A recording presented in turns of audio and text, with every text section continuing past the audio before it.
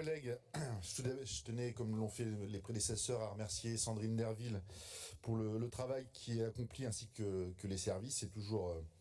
un boulot conséquent qui est fourni et les travaux de la commission numéro 1 notamment le montrent.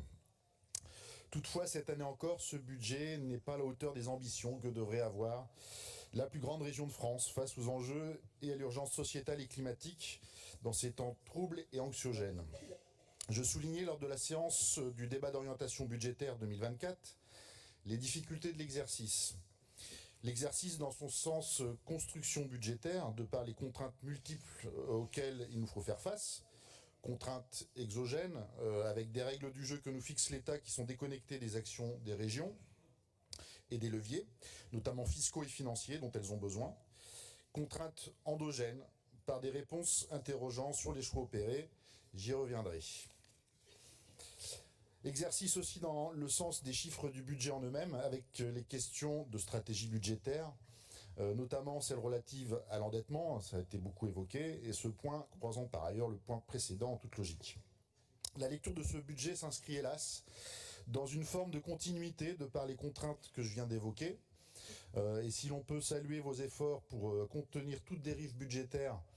nous mettant dans le rouge, on ne comprend pas que vous n'opériez pas des choix dès maintenant pour éviter que de plus gros problèmes se posent à nous dans l'avenir, des choix plus drastiques, combinant concentration sur nos compétences, même si elles sont partagées pour certaines, financement uniquement sur des projets vertueux, ce que l'on demandait dans un 100% néo-terrien dans les précédents exercices, indépendamment du contenu de la feuille de route, possiblement dans le budget vert, désormais également, comme l'évoquera ma collègue Marilyn Forgeneuf. Tout cela car on voit l'impasse dans laquelle nous allons sinon, avec un repli déjà effectif sur la voilure budgétaire de notre collectivité, où à force de regarder le compteur emprunt, une contraction des dépenses de fonctionnement de 137 millions d'euros pour 2024 contre 2204 millions d'euros au BP 2023, alors que les besoins s'accroissent, une stagnation de l'investissement, 1118 millions d'euros en 2024 contre 1114 millions d'euros en 2023, une part de l'intérêt de la dette qui grossit et une épargne brute qui fond comme peau de chagrin à 290 millions environ, soit 180 millions de moins que ce qu'elle a pu être il y a 2-3 ans. Et le taux d'épargne brute qui suit cette tendance bien sûr à 11,56%, son point le plus bas depuis de nombreuses années également. Je soulignais donc lors du DOB la pression de désorientation, de flou dans le cap,